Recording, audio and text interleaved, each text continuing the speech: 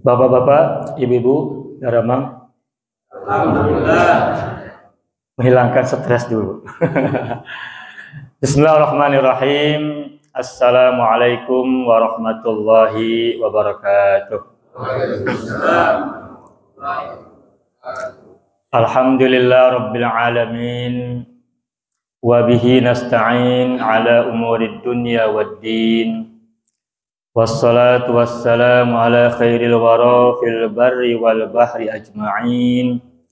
Allahumma salli ala sayyidina Muhammadin wa ala ali sayyidina Muhammad fil alamin innaka Hamidum Majid, amma ba'du.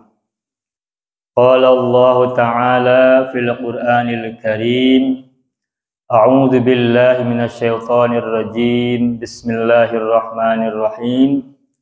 Syahrul Ramadan alladzi unzila fihi al-Qur'an hudal linnasi wa bayyinatin minal huda wal furqan. Faman syahida minkum asy-syahra falyasumhu. Shadaqallahul azim wa nahnu ala dzalika minasyahidin. Amma ba'du. Puji syukur kita haturkan kehadirat Allah yang maha luhur, maha sabur dan maha syakur atas limpahan semua karunia nikmat yang diberikannya kepada kita. Dari sejak kita tiada hingga hari ini kita ada di masjid yang mulia, kita selalu tidak pernah lepas dari nikmat-nikmatnya yang tanpa jeda, tanpa penghalang, dan terus kita rasakan. Mudah-mudahan kita semua selalu bergerak, berupaya untuk menjadi hamba-hamba Allah yang bersyukur kepadanya. Amin ya rabbal alamin. Salawat dan salam semoga Allah selalu curahkan. Yang mencurahkan salawat itu Allah, bukan kita. Makanya semoga salawat dan salam itu semoga Allah selalu curahkan, bukan kita curahkan. Kalau kita paling panjatkan.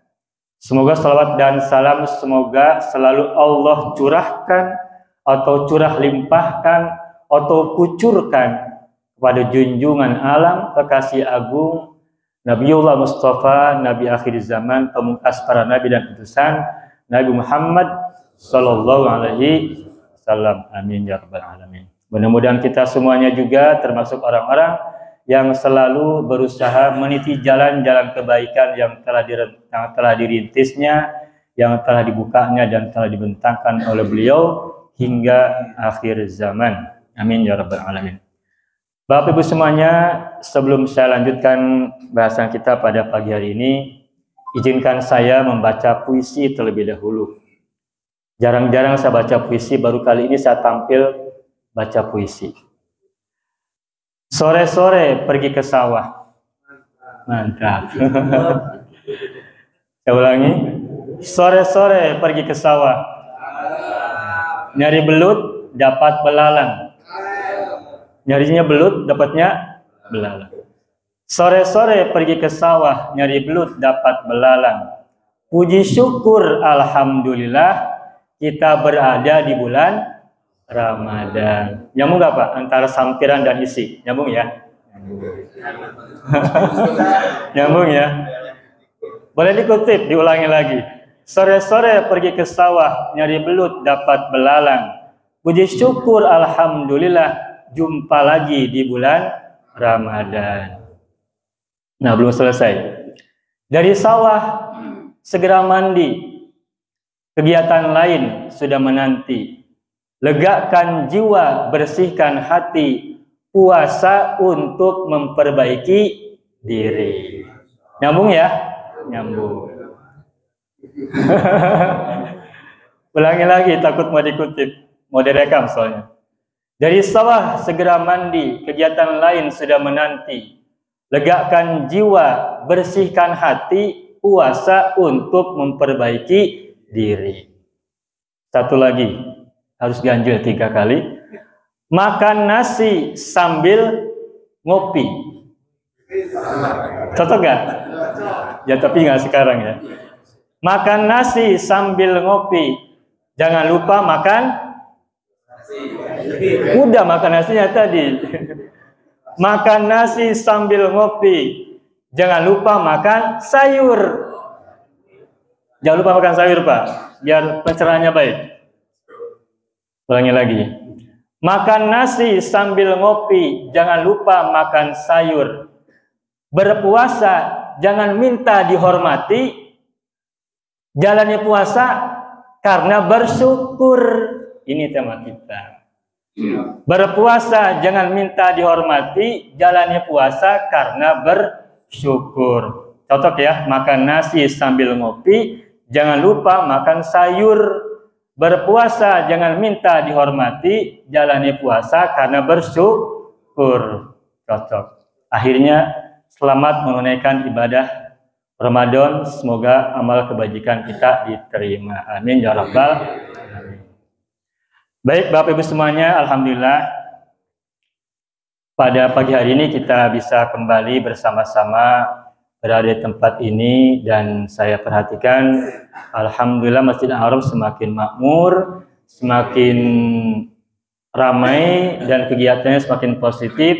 Semoga terus ditingkatkan, yang kurang-kurangnya dihilangkan, yang baik-baik terus ditingkatkan agar semakin membawa kebaikan dan kemaslahatan untuk sebanyak-banyaknya umat. Amin ya rabbal alamin. Bapak Ibu semuanya, tadi moderator Kang Yandi sudah menyampaikan bahwa tema kita pada hari ini adalah mencapai puasa syukur. Saya yakin banyak tema tentang puasa yang sudah disampaikan oleh para penceramah atau oleh para khotib di berbagai kesempatan dan di berbagai waktu dan tempat-tempat yang berbeda. Tentang tema puasa sangat banyak. Dan mungkin sebagian dari yang saya sampaikan juga ada yang sudah disampaikan oleh beberapa orang yang lain, baik di sini maupun tempat yang lain. Tapi kalaupun ada yang sama, semoga tidak bosan. Kalaupun ada berbeda, semoga ini jadi masukan untuk khususnya diri saya pribadi dan buat kita semuanya. Tadi Kang Yandi sudah menyampaikan bahwa tema kita adalah mencapai puasa syukur. Barangkali kita perlu mengajukan pertanyaan. Hari ini kita berpuasa pada hari ke-11. Sudah masuk 10 hari yang kedua, fase kedua. Berarti bulan fase istighfar ya, fase ampunan. Nah, kalau boleh kita review sebentar 10 hari yang lalu. Motivasi kita berpuasa yang kita paling rasakan, yang paling kita sadari ketika kita mau capek-capek berpuasa, menyiapkan diri sahur, kemudian tetap berupaya semaksimal mungkin siang hari, menahan diri dan sebagainya, apa motivasi kita yang paling kuat sehingga kita mau dan senang hati berpuasa? Biasanya khotib kan menyampaikan ayat, ya ayyuhalladzina amanu kutiba alaikumusiyam kama kutiba alal ladzina min qablikum la'allakum tattaqun. Kenapa kita berpuasa? Karena Allah sudah mencatat kewajiban ini untuk kita semuanya. Sebagaimana dulu Dia juga sudah menetapkan kewajiban saum siang untuk orang-orang terdahulu. Jadi kenapa kita puasa? Yang paling bisa kita jawab pertama kali adalah karena puasa perintah Allah. Kewajiban, dan perintahnya bukan sekedar secara lisan, secara simbolik lisan, tetapi bahkan kutiba, dicatat. Dan kalau peraturan sudah dicatat, diundang-undangkan, ditulis, berarti perintahnya kuat. Berbeda dengan perintah puasa dan juga zakat. Aqimus shalah wa atuz zakat. Dirikanlah salat, tunaikan zakat. Tidak diungkapkan, dicatat atas kalian kewajiban salat dan zakat, tidak. Tapi untuk puasa, kewajibannya dicatat, kutiba, dituliskan. Berarti perintahnya kuat. Maka motivasi kita ketika kita siang, ketika kita berpuasa atau saum, adalah karena kita diperintahkan oleh Allah, sehingga puasa adalah kewajiban atas kita semuanya. Nah, lalu kalau kita menjalankan puasa karena kewajiban, salah atau benar? Benar apa betul? Nah, betul dan benar. Tidak ada yang salah. Betul sekali, karena kita diperintahkan oleh Allah dan kita punya kewajiban, kita harus menjalankannya semampu kita dan terus berusaha memperbaikinya sekuat kita. Tidak salah. Tetapi kemudian mari kita renungkan. Dari sekian hidup yang sudah kita rasakan dan kita jalani sejak kita mungkin masih tiada, masih dikandung oleh dalam rahim ibunda kita sampai hari ini, berapa banyak nikmat yang sudah kita berikan, yang sudah kita terima Allah berikan kepada kita, dan kita tidak memandangnya sebagai sesuatu yang luar biasa untuk diri kita, sehingga semua kewajiban yang ditimpakan kepada kita, bagaimana kita lihat perspektifnya bukan karena perintah, tetapi karena sebagai penghambaan. Karena sudah seharusnya, tanpa diperintah pun, karena sudah seharusnya, sudah automatically, sudah otomatis. Dan dalam sebuah ungkapan riwayat, Sayyidina Ali pernah menyampaikan bahwa manusia itu ada 3 golongan ketika beribadah. Yang pertama adalah ibadatut tujar, ibadahnya para pedagang, yang ketika beribadah apapun jenis ibadahnya tujuannya adalah berburu pahala. Maka di mana-mana kita dengar orang ketika bercerita tentang puasa, tentang sholat, tentang ngaji, tentang thalabul ilmi dan sebagainya, tentang sedekah, tentang zakat dan lain-lainnya, maka yang terus dikeluarkan dari mulut para penceramah adalah pahalanya besar, adalah ganjarannya nanti di surga sekian, sekian, sekian. Terus itu disampaikan dan kita melihat itu adalah sebagai peluang buat kita untuk menambah pundi-pundi pahala kita nanti di akhirat. Dan ketika kita beribadah untuk mengumpulkan pundi-pundi tabungan kita di akhirat, investasi, berarti kita sebagai seorang pedagang dalam beribadah. Apakah salah kalau kita beribadah sebagai seorang pedagang kepada Allah? Tidak salah. Karena Allah pun menyampaikan banyak di ayat Al-Quran tentang banyak pahala yang diberikan kepada umat beriman yang menjalankan semua kegiatan ibadah, peribadahan kepadanya. Innallaha ashtara minal mu'minina.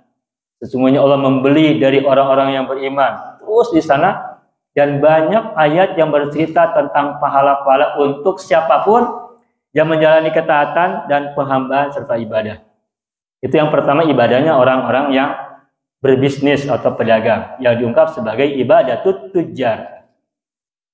Yang kedua, ada golongan yang lain, yakni ibadatul ubad atau ibadatul ibad, ibadahnya para budak, ibadahnya para hamba sahaya yang beribadah menghamba kepada Allah, melakukan seluruh kegiatan ibadah dia karena takut dengan ancaman, takut dengan murka Allah, dan ujungnya nanti takut nerakanya.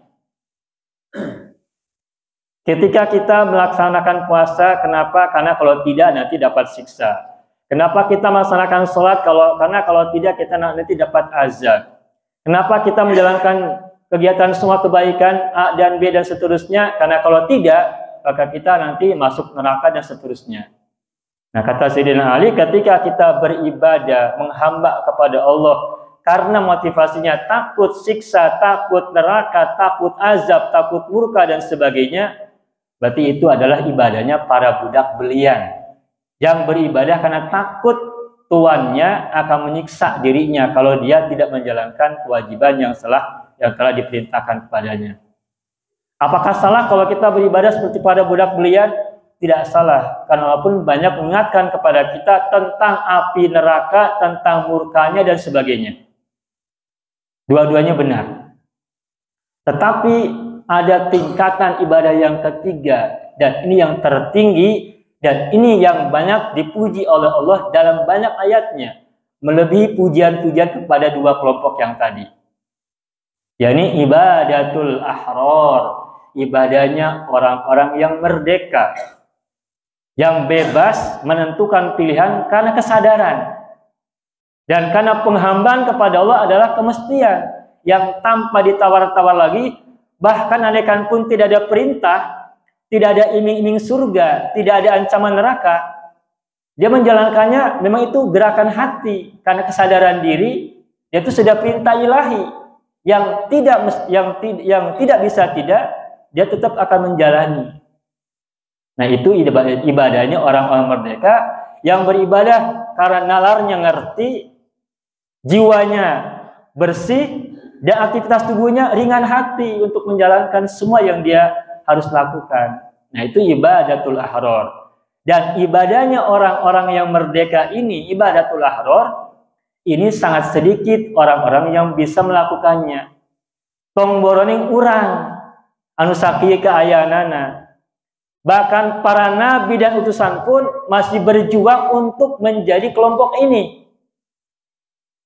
Sebagai contoh misalnya, Nabi Daud, ini saya sering kutip kalimat redaksi riwayat tentang beliau. Beliau seorang nabi, seorang raja yang punya kemampuan di luar nalar kita, umat manusia biasa. Dan beliau juga memiliki banyak penghambaan kepada Allah yang juga luar biasa. Tetapi dengan semua kegiatan penghambaan yang sudah beliau lakukan, beliau merasa belum berbuat apa-apa untuk Tuhannya. Sebagai hamba, sebagai makhluk kepada penciptanya, sebagai pecinta kepada kekasihnya.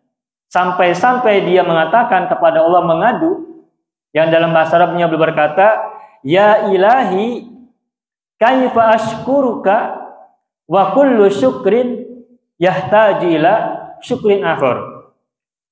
Duhai Tuhanku, bagaimana aku bisa mensyukurimu, sedangkan setiap syukur mesti diikuti oleh ungkapan-ungkapan syukur yang lain.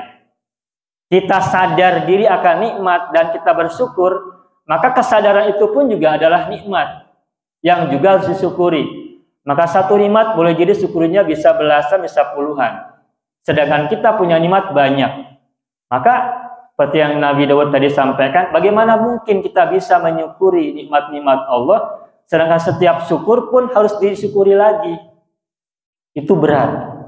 Nah, tetapi Allah sangat bijaksana, ahkamul hakimin, dan dia, Allah, memberikan penghiburan kepada nabinya, pada Nabi Daud, dan itu bisa menjadi alasan kita untuk jadikan pegangan. Maka kata Allah, ya Daud, idza arafta annama bika min ni'matin faminni faqad syakartani. Wahai Daud, jika engkau menyadari, jika engkau mengakui, jika engkau memahami bahwa apapun nikmat yang engkau rasakan bersumber dariku, maka itu sudah dihitung sebagai kesyukuran kepadaku. Faqad syakartani. Nah, jadi ketika kita tidak mampu mengucapkan alhamdulillah sepanjang nafas kita, ketika kita tidak bisa menjalankan semua penghambaan dengan sebaik-baiknya, sebagaimana seorang hamba kepada tuannya, kepada Tuhannya, maka kalau kita merasakan bahwa semua nikmat yang diberikan kepada kita ini adalah sumbernya dari Allah, maka kesadaran itu, pengakuan itu sudah dicatat sebagai wujud syukur. Nah, ini hiburan buat kita, maksudnya hiburan. Ya, jadi kita punya harapan banyak meskipun kita tidak bisa bersyukur sebagaimana seharusnya, tetapi asal kita punya pencerahan jiwa, kesadaran diri, kebersihan hati untuk bisa menerima syukur ini, maka itu sudah menjadi ekspresi syukur kita kepada Allah Azza wa Jalla. Nah, sekarang kembali kepada puasa. Nah, puasa ini kita sudah jalankan puluhan tahun. Yang sudah usianya 70 tahun. Yang di sini usianya baru 30 tahun, mungkin sudah berpuasa belasan tahun. Yang sudah usianya mungkin baru 20 tahun, ya lumayanlah kalau kewajibannya mungkin tahun ke-15, berarti sudah 5 tahun lumayan. Sudah biasa kita berpuasa. Tapi puasa kita ini apakah masih dalam fase sebagai orang pedagang, ataukah puasanya lebih parah dari itu, puasanya para budak belian? Meskipun kita menempatkan diri pada posisi dua-duanya, tidak salah. Tetapi dua posisi itu kan beda karakter dan beda kualitas. Antara budak sahaya dengan pedagang lebih tinggi mana? Pedagang. Dia bisa berbisnis, bisa berpikir, punya kehendak bebas. Tapi yang dia pikirkan keuntungan. Dalam bahasa sekarang apa Pak Dek? Cuan ya. Cuan. Ada lagi bahasa yang lain. Ya gitu. Zaman sekarang orang kalau berbuat sesuatu pikirannya cuan dan cuan. Nah, ketika kita beribadah puasa pun hari ini kita lakukan, sudah puluhan tahun berpuasa, mikirnya di kesempatan yang kita punya adalah cuan dan cuan, berarti kita masih berada pada fase kedua, yakni sebagai pebisnis dalam beribadah. Dan Allah sangat bijaksana. Kalau kita ingin dapat investasi dan pahala, ganjaran dan sebagainya, silakan lakukan berbagai macam kebaikan dan Allah akan siapkan apa yang kita harapkan. Mudah-mudahan kita diterima amal ibadahnya. Tetapi kalau kita ingin meningkat dari ibadahnya budak belian, meningkat menjadi ibadahnya para pebisnis, lalu meningkat lagi pada ibadahnya orang-orang merdeka al-ahrar, maka ini tingkatannya lebih tinggi lagi. Meskipun berat, bahkan para nabi pun berat, tetapi ini bagian dari tangga yang bisa kita upayakan untuk dilakukan. Naik-naik ke puncak gunung. Dan Allah tegaskan, wa qalilun min ibadiyas syakur, dan sedikit saja dari hamba-hambaku yang pandai bersyukur. Nah, karena bersyukur itu sangat sedikit, maka wajar hanya sedikit orang pula yang mampu menjalankan ibadah puasa dengan rasa kesyukuran. Nah, tetapi meskipun ini sedikit, agar kita termotivasi, saya ingin sampaikan sebagai Rasulullah yang juga ini sering saya sampaikan di beberapa kesempatan dan merangka memotivasi diri saya pribadi dan siapapun yang mengambil manfaatnya, bahwa Rasulullah itu pernah bersabda. Tapi sebelum disampaikan hadisnya, saya ingin tanya dulu kepada Bapak Ibu. Kalau kita tidak sedang bulan Ramadan, lantas kita berpuasa, bandingkan dengan kita tidak berpuasa, lebih tinggi mana derajatnya orang berpuasa sunat dengan orang yang tidak berpuasa? Berpuasa ya? Makanya kan ada puasa banyak yang sunat. Entah puasa Senin Kamisnya, entah puasa Ayyamul Bid 13, 14, 15 Hijriah dan sebagainya. Serta puasa-puasa momentum yang lainnya. Puasa sunat banyak, puasa nafilah banyak. Dorongan kita, dorongan dari Kanjeng Nabi agar kita banyak melaksanakan puasa sunat itu banyak dorongan-dorongan untuk kita. Targhibnya banyak. Berarti puasa bukan hanya dianjurkan, tetapi memang peringkatnya lebih besar daripada makan. Makan kalah derajat oleh puasa. Artinya puasa lebih tinggi derajatnya daripada makan. Tetapi Rasulullah menegaskan ada makan yang lebih tinggi derajatnya daripada puasa. Kapan makan lebih tinggi derajatnya daripada puasa? Ini yang harus kita perhatikan. Dan ini tujuan kita membicarakan pada kesempatan kali ini. Rasul bersabda, rubba ta'imin syakirin a'zamu darajatan min shaimin sabirin. Ini mungkin jarang diungkap oleh para ustadz, para penceramah. Tetapi dalam rangka meningkatkan kualitas puasa kita, ini perlu disampaikan. Agar kita bergerak tidak hanya dari ibadahnya para budak belian, tapi juga menaik kepada ibadahnya pedagang pebisnis dan akhirnya menjadi pedagangnya, jadi ibadahnya orang-orang merdeka.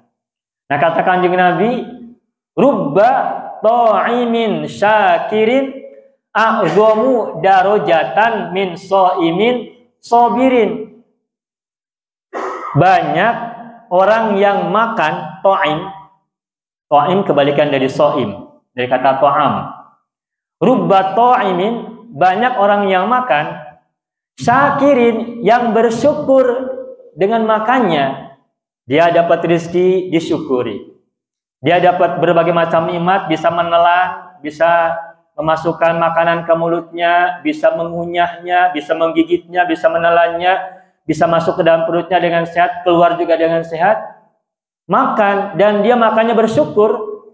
Itu kata Rasulullah, a'zamu darajatan, lebih besar, lebih agung derajatnya min sabirin, daripada orang yang berpuasa dan sabar. Puasa bagus, sabar bagus nggak? Bagus, dua-duanya bagus. Makan derajatnya tadi kalah sama puasa. Nah, lalu orang makan bersyukur. Bersyukur berarti yang terbaik cuma syukur kan dibandingkan tadi makan sama syukur. Makan kurang derajat, syukur tinggi. Sebelah sini ada puasa, ada sabar. Ada dua peringkat yang tinggi. Nah, makan yang kualitasnya dari 4 tadi rendah, paling rendah, ditambah dengan syukur, itu ternyata makan yang syukur tadi mengalahkan puasa yang sabar. Orang yang makan tapi bersyukur dengan rezeki yang dia terima dari Allah, itu lebih tinggi berat derajatnya daripada orang yang berpuasa sekalipun bersabar dalam puasanya. Artinya, kalau orang berpuasa tapi tidak sabar, wah, nggak tahu di mana posisinya. Berpuasa sabar saja kalah derajatnya oleh orang yang makan tapi bersyukur. Bagaimana kalau orang berpuasa tapi tidak bersabar? Di mana posisinya? Jauh sekali di bawah orang yang makan tapi bersyukur. Maka ketika hari ini kita berpuasa dengan segala penahanan diri, itu kita sedang bersabar. Berpuasa itu kan bukan berarti kita menahan diri dari hal-hal yang haram. Karena kalau yang haram, yang halal itu sudah biasa kita lakukan bahkan ketika tidak sedang berpuasa. Tapi berpuasa itu justru menahan diri dari yang halal-halal. Makan, minum, semula halal tidak? Halal, yang dimakannya asal halal tentu saja dan caranya. Tapi hukum asal makan adalah mubah dan berarti halal. Nah, puasa menahan diri dari sesuatu yang halal, bukan yang haram, bukan yang dilarang. Nah, berarti kita menahan diri itu kan bersabar. Dan kita tidak ngarasula, tidak kecewa, tidak resah, tidak macam-macam pikiran-pikiran buruk misalnya, itu berarti puasa kita sedang sabar. Tetapi kalau puasa kita ditingkatkan dari sabar dengan syukur, maka derajatnya jauh lebih tinggi daripada yang tadi sebelah kanan, yakni yang makan bersyukur. Karena puasa saja lebih tinggi derajatnya daripada makan. Ketika berpuasanya syukur, maka derajatnya jauh lebih tinggi daripada sekedar puasa bersabar. Maka kenapa kita tegaskan bahwa puasa syukur itu mesti menjadi salah satu capaiannya harus kita dapatkan pada Ramadan, khususnya Ramadan kali ini dan berikutnya. Karena kualitas puasa syukur itu di atas derajat puasa orang yang bersabar.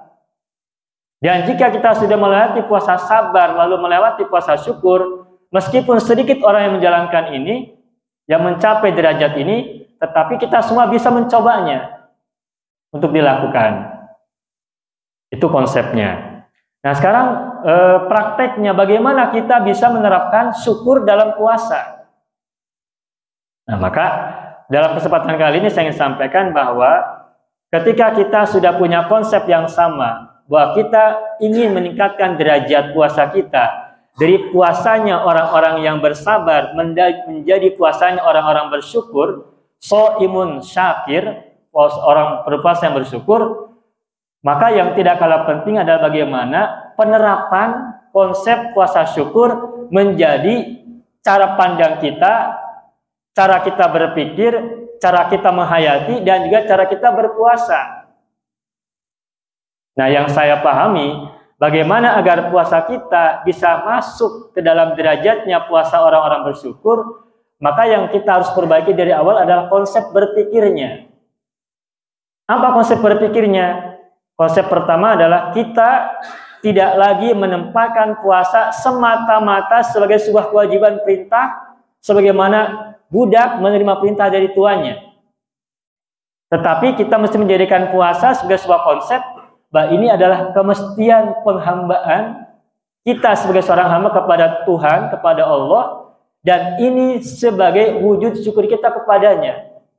Puluhan tahun kita sudah hidup, punya gigi yang sehat, punya hidung yang sehat, punya mata yang sehat, punya kesumma yang sehat, dan itu kita jarang bersyukur. Dan kesyukuran atas nikmat itulah kita jadikannya sebagai puasa kita pada Ramadan ataupun pada kesempatan yang lain. Itu konsep yang pertama. Yang keduanya, ketika kita berpuasa, yang tidak boleh kita lupakan adalah kita juga gunakan untuk memperbaiki kualitas diri. Dulu beberapa Ramadan yang kemarin, itu kita, di tengah-tengah kita, masih banyak terjadi kontroversi antara membahas orang-orang atau sekelompok orang yang membuka warung nasi di jalanan pada saat siang hari.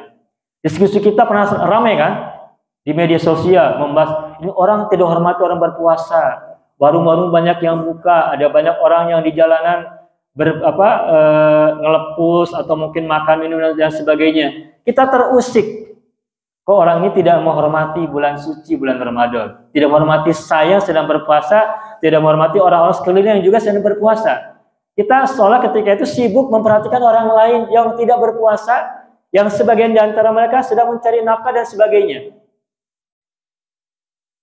Kita lupa untuk masuk ke dalam diri sendiri untuk memperbaiki kualitas puasa kita. Tapi itu tahun yang lalu. Tapi kalau sekarang saya tidak mendengar lagi ada kontroversi, polemik, kontroversi tentang warung-warung berbuka ya. Kenapa? Itu kesyukuran buat kita. Berarti kita sudah mulai mencoba untuk merenungkan diri sendiri, tidak fokus pada yang lain. Maksudnya gini, bukan berarti mereka itu benar, tetapi lebih kita gunakan untuk diri sendiri agar kita puasanya introspeksi, agar kita lebih memperbaiki diri ketimbang memperhatikan orang-orang lain. Dan jika konsep berpikir ini sama mereka miliki, mereka juga nanti akan sama dengan yang kita pikirkan hari ini atau pagi hari ini. Maka oleh karena itu, ketika kita hari ini tidak lagi memperhatikan bagaimana orang kepada kita ketika kita sedang berpuasa, dan kita fokus memperbaiki kualitas puasa diri sendiri, itu ekspresi yang sangat nyata bahwa kita sedang bergerak menuju puasa kesyukuran. Karena begini, orang-orang yang di luar yang tidak berpuasa itu boleh jadi ada banyak alasan. Selain mungkin ada sebagian yang mungkin kena halangan, yang membuat mereka tidak boleh berpuasa, atau juga mungkin ada yang sedang musafir, atau juga mungkin sedang ada alasan-alasan yang lain yang masih dibenarkan dan dia sendiri yang tahu. Selain juga ada yang memang melaksanakan kemaksiatan. Tetapi kita husnudzon bahwa sebagian dari orang-orang yang kita lihat tidak berpuasa itu sebagiannya adalah orang-orang yang menjalankannya sesuai dengan fikih yang mereka pahami. Ya kita mungkin belum paham atau kita tidak tahu bagaimana kondisi mereka.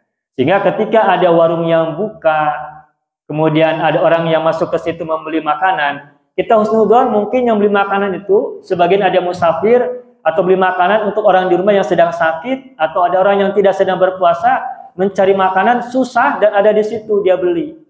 Banyak pikiran lah, banyak hal yang positif. Yaitu kita tidak pedulikan mereka untuk perbaikan diri kita, tapi kita pada diri sendiri. Bagaimana agar kualitas puasa syukur kita lebih fokus kepada diri sendiri agar kita lebih memperbaiki bagaimana kualitas kita. Itu yang kedua. Yang ketiganya, agar kita meningkat kepada derajat puasa syukur, maka kita mesti menjalankan puasa ini dengan lapang dada dan senang hati. Itulah sebabnya ketika awal Ramadan, para ustadz, para penceramah banyak menyampaikan hadis tentang kabar gembira, disampaikan tentang datangnya bulan Ramadan. Ya, gitu ya. Barang siapa menyampaikan kabar gembira tentang datangnya bulan Ramadan, maka mendapatkan sekian itu kan ya, ada ya. Nah, itu juga bagian dari motivasi, bagian dari target. Nah, kenapa? Karena kita harus senang. Seperti yang kemarin disampaikan Ustaz Kahfi, bahwa hal-hal sepele berupa kesenangan kita, kebahagiaan kita dengan adanya bulan Ramadan, itu wujud syukur kita. Dan ketika kita bersyukur dengan kebaikan-kebaikan yang ada di depan kita, itu bagian upaya untuk kita meningkatkan kualitas syukur kita sepanjang hidup yang kita punya. Ketika kita sedang sakit, kita mungkin lebih banyak memperhatikan sabar. Tapi kita mungkin kurang memperhatikan syukur. Ada nggak di antara kita ketika sedang sakit banyaknya bicara alhamdulillah?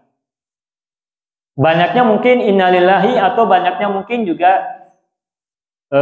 merintih dan sebagainya dan sebagainya.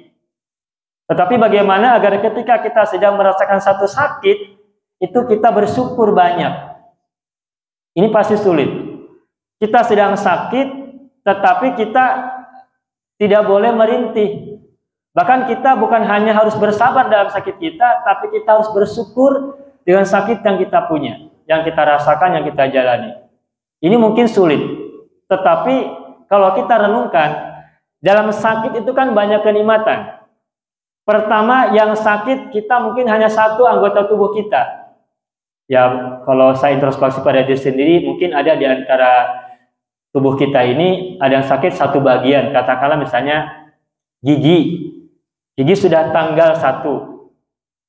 Sehingga kita sudah mengalami kesulitan untuk mengunyah makanan. Itu ya. Nah, ketika kita sudah mulai kesulitan mengunyah makanan, itu bermasalah nggak buat kita? Bermasalah.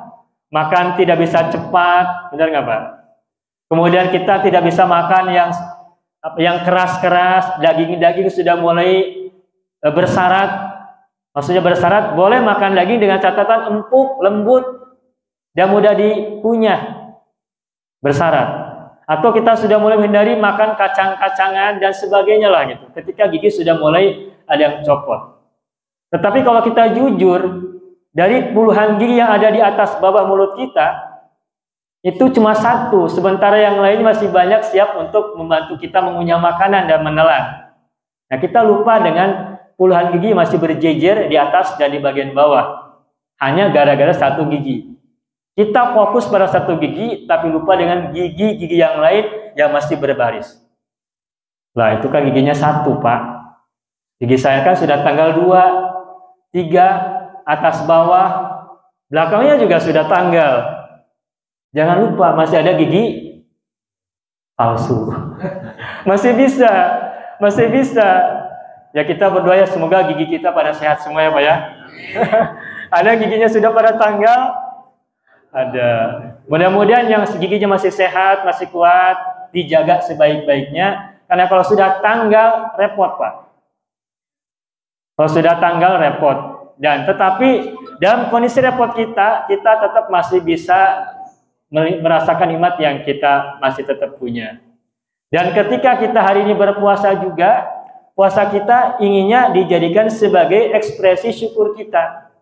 Karena sepanjang tahun 11 bulan kita banyak makannya ketimbang banyak puasanya. Kita banyak mengambil apa yang Allah berikan kepada kita untuk diri kita ketimbang menahan. Dan itu kita sudah menjalaninya sekian tahun, berpuluh tahun, dan seringkali kita tidak sadari tentang pentingnya kesyukuran kita pada puasa. Oleh karena itu, maka puasa kita gerakkan dari puasa sebagai perintah dari Allah Azza wa Jalla ke puasa yang lebih tinggi, yakni puasa untuk menahan diri, memperbaiki diri, dan rasa syukur diri.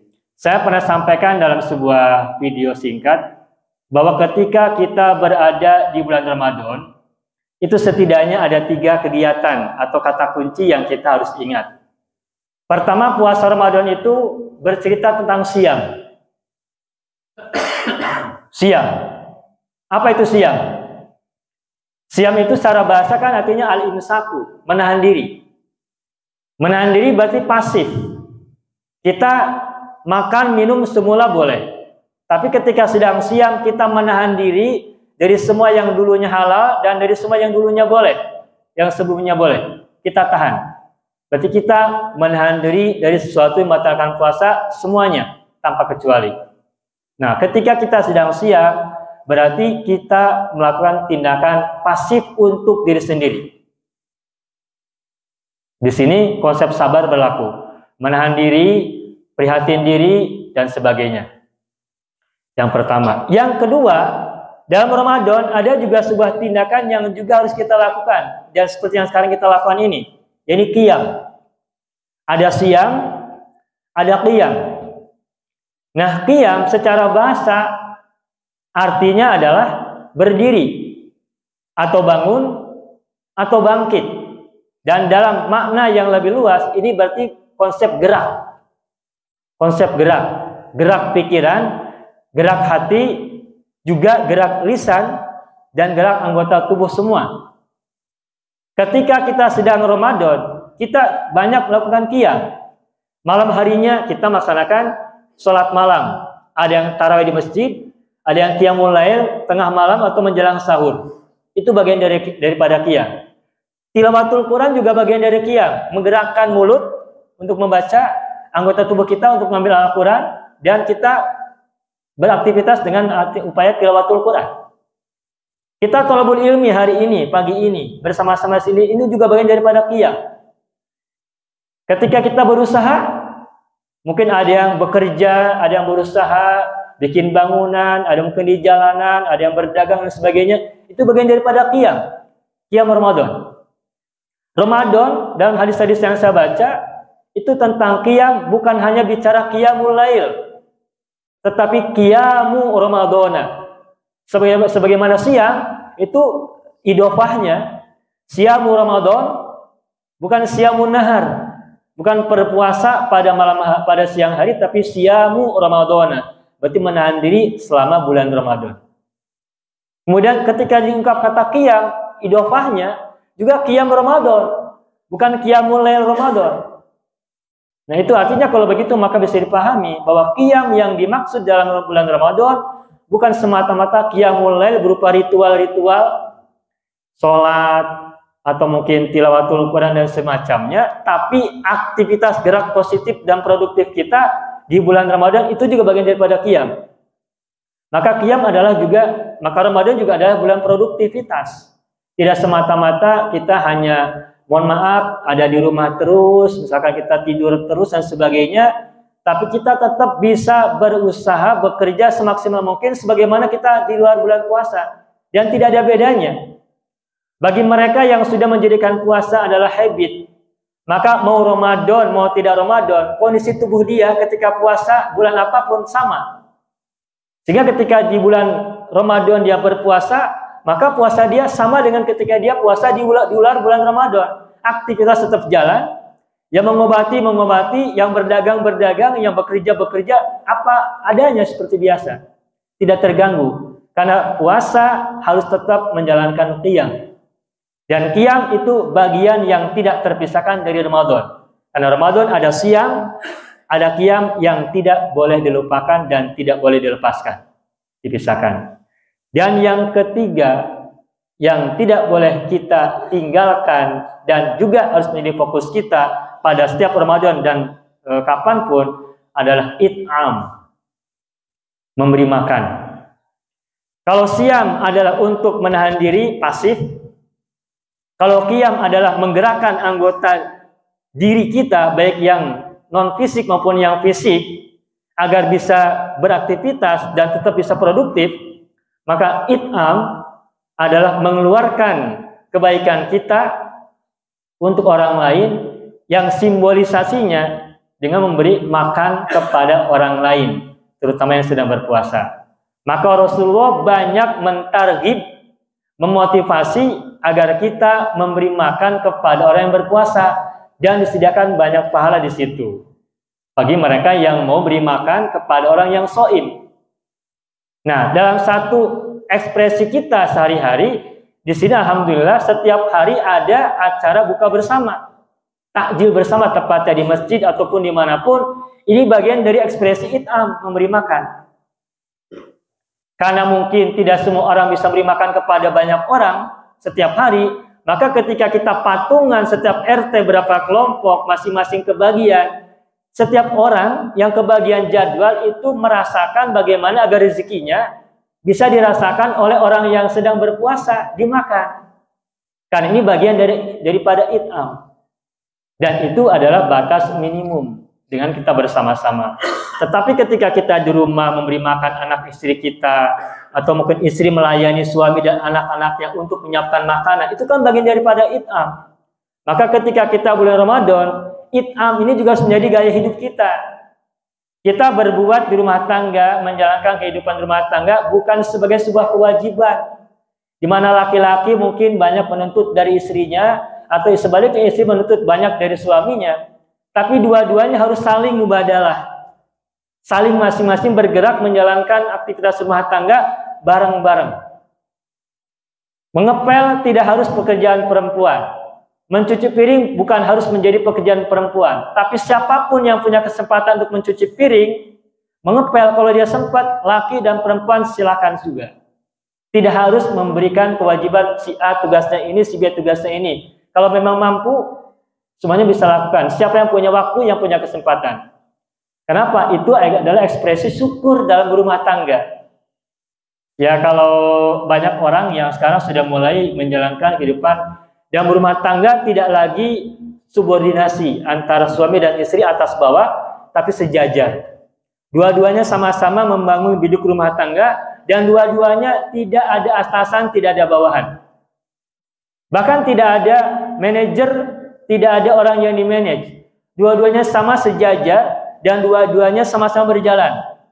Siapa yang punya kesempatan menjalankan ini, semuanya bisa, apapun. Apalagi sekarang sudah banyak istri yang juga mencari nafkah sendiri. Dulu suami menanggung semua kebutuhan rumah tangga. Zaman sekarang suami istri dua-duanya bekerja. Karena dua-duanya sama bekerja, maka peran kewajibannya juga mesti seimbang. Sehingga tidak ada lagi subordinasi atas bawah antara istri dan suami di rumah tangga, termasuk dalam pekerjaan.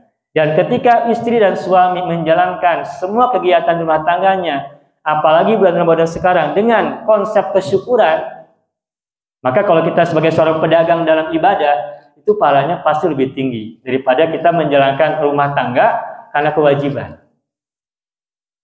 Nah, maka dalam rangka meningkatkan kesyukuran kita dalam hidup-hidup kita, maka aktivitas hidup kita di kesemua bidang yang kita punya, yang kita jalankan, itu konsep syukur mesti menjadi salah satu yang harus kita perhatikan dan juga kita terapkan. Dan yang tadi yang terakhir, it'am, memberi makan itu bukan hanya it'am dalam artian secara fisik kita memberikan makan, tapi juga secara fisik bisa berupa bagaimana kita bisa memberikan peluang kepada orang lain untuk mendapatkan peluang rezeki-rezekinya. Karena it'am itu arti literalnya memberi makan, tetapi kalau kita memberi peluang kepada orang lain agar dapatkan rezeki yang juga tidak kalah banyaknya, itu tentu akan lebih besar maknanya ketimbang it'am satu butir kurma. Tetapi Rasulullah sangat berikan penghiburan buat kita semuanya, ungkapan yang ini bisa jadi acuan buat kita semuanya. Beliau bersabda, lihat tapi ahadukum wajhahu minan nari walau bisyikki tamrotin. Hendaknya setiap kalian, atau hendaknya kalian, kata Rasulullah, memelihara wajahnya, melindungi wajahnya dari api neraka, meskipun dengan sebutir kurma. Rasul menggunakan diksi kurma. Kenapa Rasul menggunakan diksi kurma? Karena di tanah Arab pada masa itu yang ada adalah kurma. Nah, kalau di sini tidak ada kurma, tidak masalah. Meskipun sebenarnya banyak.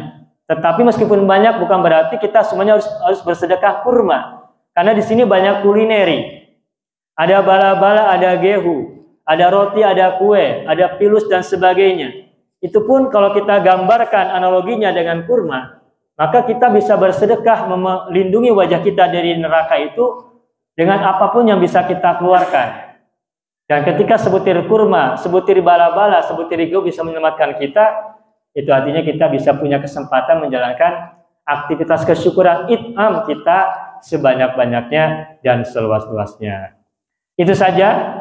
Pas jam 6 waktu kita sudah sampai, dan semoga apa yang tadi kita sampaikan intinya cuma satu, mengajak diri saya pribadi dan juga untuk kita semuanya, mari kita tingkatkan ketakwaan kita menjalankan ibadah puasa di bulan Ramadan ini, dari puasa al-ibad, puasa budak belian karena takut ancaman, dan juga menaik menjadi puasa pebisnis yang mengharapkan pahala, terus berburu pahala sampai kita meninggal dunia nanti. Kemudian kita naik lagi menjadi peringkat ketiga, ibadahnya atau puasanya orang-orang yang merdeka. Dan wujud yang paling nyata untuk meningkatkan kualitas puasa sebagai puasanya orang yang ahror, merdeka, adalah menjadikan puasa sebagai ekspresi syukur kita kepada Allah yang telah memberi kita kesempatan hidup dengan segala suka dan dukanya di dalam dunia ini. Mudah-mudahan kita semuanya selalu sehat, selalu kuat, selalu semangat. Semoga kita selamat di dunia dan akhirat. Amin ya rabbal alamin. Mudah-mudahan bermanfaat khususnya buat diri saya pribadi dan umumnya buat kita semuanya. Semoga Allah mencatatkan ini semua sebagai amal soleh kita dalam rangka siam kita di bulan Ramadan, dalam rangka qiyam kita di bulan Ramadan, dan juga berikutnya semoga kita bisa terus melakukan kegiatan-kegiatan it'am kepada orang-orang di sekitar kita. Amin ya rabbal alamin. Hatur nuhun anu kapihatur, hapunten anu kasuhun, nada agung cukup lumur, nada jembar pangampura. Assalamualaikum warahmatullahi wabarakatuh.